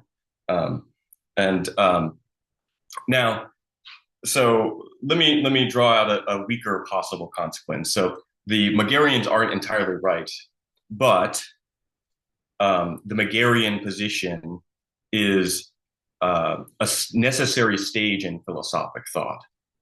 So either one must have been at one point a Megarian in order to think properly, or something like to some extent a Megarian, one must remain to some extent a Megarian to the extent the view they affirm is not known to be untrue. So that's one series of questions. Now, I just want to close by reading a passage from Aristotle's teacher from this section, just to put it on the table, possibly for discussion, what we understand by it. And this is on page 195. And it regards Aristotle's resistance to the Megarian reasoning. He says, his resistance may have to be traced then to a manly insistence on the significance, in its own way timeless or universal, of what is manifest to us, to an unwillingness to begin with in the face of the thought of an absence of order, of perhaps limitless duration, to be so overwhelmed as to refuse to the here and now, to what is around us, to the order in which we live and move, its undeniable evidence. And I think that passage is interesting for many reasons. One thing I want to highlight here is when we're in the position of weighing doubts against one side or another, we're not just considering how strong are the doubts against the other side, but he refers to here in other places the manifestness of, I want to say, sense perception. And part of what needs to be considered in my mind is what value that manifest experience that we have through sense perception plays in our weighing of doubts. And now I'll get to a very final word. The first thought I had was, ways we could consider pursuing this thought or getting a better understanding of it. One is to look at the metaphysics. And Mr. Grenke, while Dave Levy was getting his sound together, asked about this. So I'm going to refer to something that he guessed at. If we're looking at the metaphysics, the treatment throughout Aristotle's teacher of Aristotle's Aristotle's appropriation or modification of the Protagorean thesis on the one hand, and then Anaxagorean thesis regarding understanding mind as cause on the other. It seems like some of this could be reduced to, this problem could be reduced to judging what the status of mind is for understanding the world. So I apologize, that's too condensed. And then finally, as I was saying, I wonder if trying to get a better handle on what sense perception is and what it gives us is some narrow avenue through which we can pursue this question. And if I'm thinking of textual sources, I can point to De Anima and the Parva Naturalia, including On the Motion of Animals. And I want to mention here the translations of these works by David Bolleton. These translations include notes that permit one to feel one is reading the work with an intelligent and exacting friend who is helping you to meet the demands of the text as well as the world as it appears to us.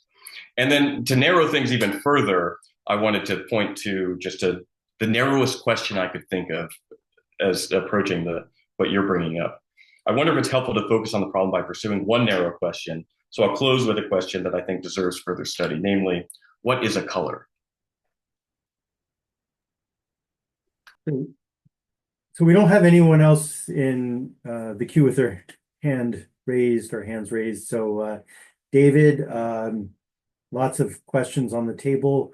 I think we can give, if Zarko agrees, 17 or 21 hours to address those questions, but take as much time as you want. Sure. And you might want to unmute. We can't see you, so we don't know if you're speaking. But we can't hear you. Can you guys hear me now? Now we can. Thank you. Yes. All right. Tom gave me a wealth of questions. I think I noticed one that could be answered simply. Is it fair to call the defensive philosophy that Bruell discusses and that I discuss both political philosophy and pre-philosophy? And I think that is fair. I will say in the process of it, something that could belong to a perfectly ordinary philosophy, an analysis of the nature of the human things could come up. But insofar as it's understood as a defense of philosophy, it's pre-philosophic. So I think that could be dealt with. Now, you began with a list of certainties, and I broadly agreed with it. And the way you ended up putting your statement about political philosophy is less certain, I fully agreed with, but just because there could well be confusions here, I want to highlight some things about it. And also, I had the impression, so James asked about Socrates ever knowing his hypothesis is true about belief. And the way I've set things up, to me, there's an ambiguity in that formulation worth bringing out, which doesn't mean there was one in James's mind. And it's this: Socrates, I don't think, can ever know that everyone who claims to have evidence of divine revelation is confused about morality in the way that we were discussing earlier. I think he absolutely can know, and know just as well as he can know heavy things move downward. That confusion about morality is a source of claims about the gods, completely independent of whether or not one's received a divine revelation. And in that sense, it's a perfectly evident reason to not trust a claim about divine revelation. Is that somewhat clear? Yes. If I'm all right. So I don't even think I've kept track of all of Tom's questions, but maybe I'll turn. I'm very glad he read the passage from Aristotle, his teacher, that he read. And it seemed to me that much of this weighing of doubts, and in particular, the opposition to the Megarians, depends on the status of the given world. I wasn't sure, Tom raised the question, must one go through a Megarian stage? I don't know about that. Stage is maybe a big word. One must surely go through a Megarian thought. At least as Bruell interprets their thought, it's that everything is necessary. And from this, there's no meaning to possibility except the possibility of what's actually occurring right now. That is, there's no possibility, there's no meaningful use of possibility prior to when something's actually happening. It's either necessary or it's not. And I think it's absolutely necessary to wonder about that question. And well, then what is the defense of this weird use of possibility? Because the Megarians have a fairly clear argument. And I think, as Bruell at least points to in that chapter, as I understand it, our entire grasp of the given world is rooted in the sense of this kind of pre-existing possibility. So just for example, when I see a color on a wall, to at least touch on Tom's last question, I don't think that color just appeared and started working on me when I turned my head. I believe the wall was capable of producing that color beforehand. And I think if one thinks it through, you'll find it's constitutive of our very sense of what a body is, of what any sort of being is. And so it's not something I'm really, or at least insofar as all my reasoning has to begin with the given world of that sort, it's not something I think one can even consistently, genuinely question, at least once one's come to see this about it. A lot more could be said, but I'll see if there's more questions. Could I raise a question, David, about what you were just saying? How would the world look if the color just appeared when you turned your head? Wouldn't it look exactly the way that it looks if it didn't? That is, if it were the result of a pre-existing potentiality. That is, I wonder about the manifestness of these things.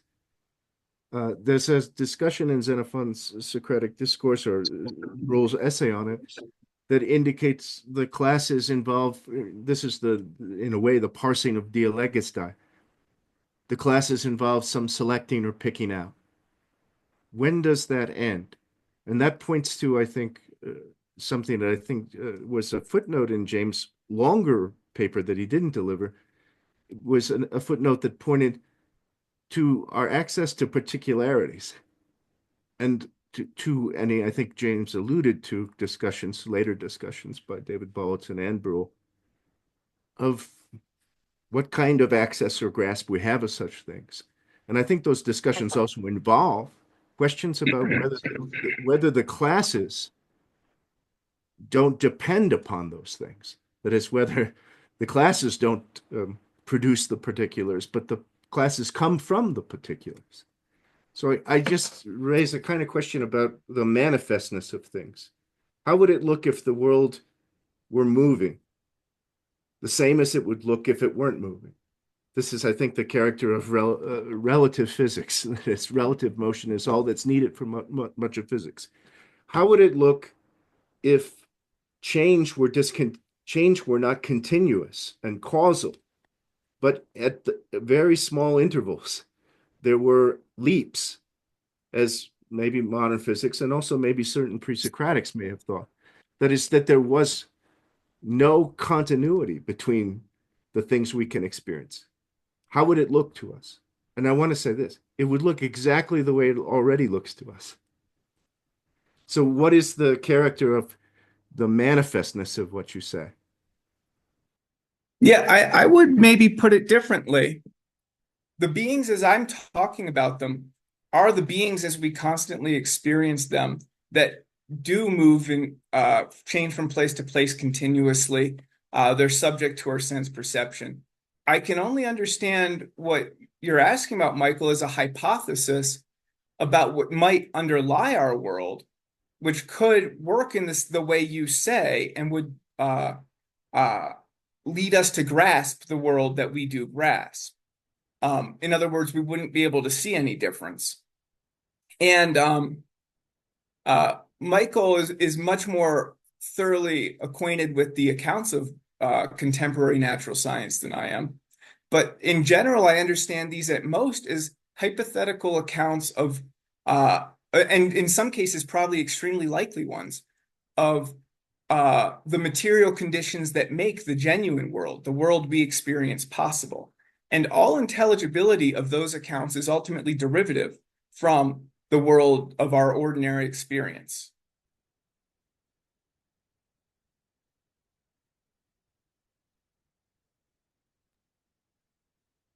So I don't know if Michael, if you have a comment on that, we have Mr. Chen has a question, and given the audio issue, we're willing to go a couple minutes over. We don't have to, if that's okay with everyone. If you have to go, we understand that too. I really do apologize. No, of course. No. I'm willing to defer to the audience question, of course. Okay, just before, I wanted to just raise one thing before we hear from Mr. Chen, which is I wanted to point out, hopefully you can see this. Our next event, many of you might know about this already, but the next event is on the 21st. And some of you might know Alberto Ghibellini. He gave a talk last fall at Harvard, Program for Constitutional Government. And we will have a continued discussion of his recent book on Leo Strauss, which is Leo Strauss and the Recovery of Natural Philosophizing. So just look at the Leo Strauss Foundation website under news for more on that and where to register. So with that advertisement, Mr. Chen. Yes, well, thank you for all these very deep discussions about the problem of, I think, nature and relatedly causality, as explored by Bruell and other panelists here. I think, to me at least, it seems much of these theoretical considerations seem to be tied up with one work in particular, that's Aristotle's physics, and also you can bring metaphysics, but it's in the physics where Aristotle tries to lay out a concrete, elaborate account of nature that you might then equate with the so-called philosophic position. But as we point out, there are many challenges to the so-called philosophic position on the universe, and not just from simply religious motives. You have brought up, especially the Megarian position, who seems to attack the Aristotle's philosophical position purely on philosophical grounds. I just want to bring more nuance to this consideration of the so-called purely philosophical critique of Aristotle or his account of nature. The Megarians are only, if I remember right, I mean, they're only one kind of challenge from philosophical motives. The other one I recall in the physics is Zeno. Aristotle deals at length with Zeno's account of nature.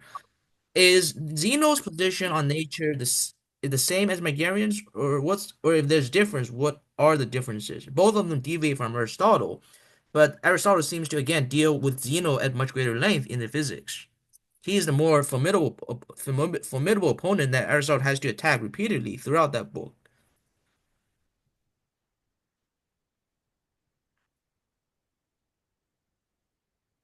So I don't have any. I haven't read those passages in some time, and I don't have any proper answer to your question. I will say my sense is from Zeno's pairing with Parmenides and Plato's Parmenides that I doubt Zeno actually meant the doctrines he was putting forth. So rather, as opposed to trying to raise problems with our conception of motion, or in other words, Zeno's paired with Parmenides, and what I'm more confident answering about is that Parmenides is presented by Plato as a major figure pointing to maybe reaching, perhaps not with perfect clarity, the view that the natures of things ultimately are the forms or the class characters. But beyond that, I don't have any answer for you. Thank you. I wanted to point out one kind of funny thing or a paradoxical thing that if Heidegger's position depends on a critique of theoretical metaphysics, and then the intransigence and incredible penetration of Bruell and Strauss, in a way, sharpened the difficulties, Heidegger might have welcomed this critique. He might have regarded it as bolstering his position. This is a kind of I don't know if that's as a serious implication that he hasn't even seen the kind of difficulties one can raise about metaphysics. But his position, in a way, depends on a critique of metaphysics. But so somehow it's possible to remain rational despite these criticisms. There's something about Bruell's paper on nature that's very intransigent. He keeps saying, by what evidence? I think he repeats this. By what evidence? Appealing to what arguments? There's one. Sure. Anyway, that's just it's not really a question. I can say question mark, but it's not really a question. More of a comment. Yeah, James. Yeah, we're the panel is on Bruell on Strauss, so I wanted to try to bring it back to Strauss for a little bit towards the end here, I suppose. I was struck that David raised a question pretty similar to a question I raised about, Strauss has this very high standard, like he says in places that philosophy has to refute the possibility of revelation. And he makes very strong claims to that effect in various places. But both David and I defended something more moderate than that there's a way to defend the possibility of philosophy, and that might be sufficient. I want to know from David, because both of us attribute this to Bruell. I wonder if it seems to David that Bruell and Strauss agree on this, or is there a difference?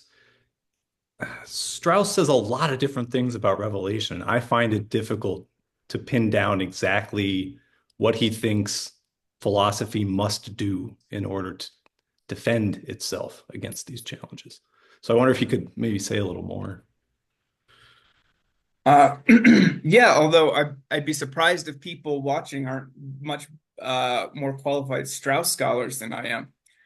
I mean, about Strauss himself, I imagine this is well known. He states the very strong position that philosophy has to refute the possibility of revelation in the Weber chapter of Natural Right and History.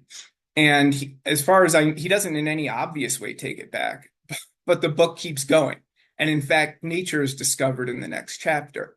And especially if you think also of some of his earlier remarks about how little is required for philosophy, or how a skeptical sort of philosophy that unravels questions is possible.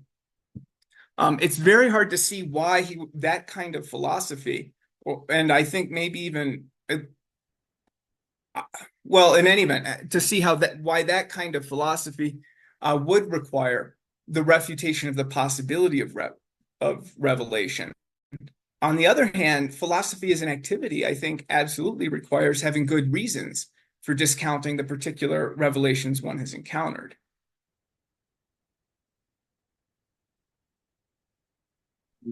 Follow up, Mr. Guest or anybody else?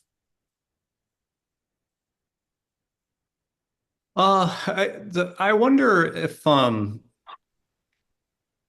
it isn't entirely adequate just to show philosophy as possible, but you could show that philosophy is needed. I'm hesitant to use the word like necessary, but it seems like, and I'm thinking now more of Socrates in the Euthyphro chapter that Bruell writes more than Strauss and Xenophon Socrates, but Socrates is compelled to defer to Euthyphro as long as he's making a claim to knowledge of these human things that Socrates is himself concerned with. And if he can see that Euthyphro doesn't know these things, then he's in a way compelled to keep searching for someone who does. So philosophy still has this kind of compulsory power behind it insofar as we seek to know, and even people like Euthyphro claim to be knowers. And if they're shown not to be knowers, then you have to keep searching, I guess. And that seems maybe to me a little more potent than just a kind of abstract possibility of philosophy. I don't know. Yeah, I think that has to be framed to some degree in terms of permissibility of philosophy. That is, especially in the face of the claims that the contradictors might make that philosophy is wicked and that there will be ultimate and overwhelming consequences for wickedness. And speaking of the need for searching, I mean, I was thinking also of the episode in the Apology. Socrates receives a revelation from Apollo. There's actually a record of a revelation from a god, but Socrates still questions what he receives from Apollo. He wonders about its meaning. Because he claims not to understand it, not because he claims it's wrong. Yeah, so that seems to be typical of his attitude to these claims of I'm not sure I want to characterize recognition that something's important and I don't understand it as an attitude. If I could, Yeah, go ahead. Yeah. I'm sorry. I was puzzled by something Michael said. So he put the possibility that philosophy is wicked together with the possibility that the philosopher would suffer great consequences. And as regards the possibility of suffering great consequences, I don't think a philosopher can know that sort of thing, since the future can only be known very conditionally, like if certain things happen, certain things will follow. But as regards the philosophers being wicked, if there's knowledge of moral matters, then I don't understand why, in principle, a philosopher would have to worry about that. Let me just thank one of our panelists who needs to go. Thank you very much, Tom Cleveland. Yeah, and I think we should probably Real pleasure. wrap up. Very soon. Sure. Yeah, is there something more we want to say? The question that Mr. Reid is pursuing about the difference between. I wanted to mention at least one thing that distinction between finite and historical. I don't remember seeing that stated with such clarity in Strauss, at least. Is that some kind of advance by Bruell over Strauss? Or and in fact, I've seen things in Strauss that sort of conflate the two, whereas Bruell makes a very emphatic distinction on behalf of Strauss, presumably, but I just don't remember seeing that in Strauss stated so clearly, David, between finite and historical. Yeah, again, I'm not a great Strauss scholar, but I certainly don't remember it being stated so clearly. I do think it's clearly implied by the position Strauss is staking out, and I mean, as very much an amateur Strauss reader, I have the impression he wants to push students and raise the challenges to the degree possible and make them think, can we have a finite human species that's not a historical species? That very thought pushes you to think about the importance of class characters and their unchangeability, even though they can go in and out of being. Excellent. Should we be left with that thought then, unless there's any questions? I think we should end here and thank everyone for joining and sticking with us a little later. And Zarko, I'll let you say the last. Yes, we look forward to continuing, and we'll that's something to continue to discuss in the future. Thank you very much. Thanks, everyone. Thank you, guys. Thank you. Bye bye.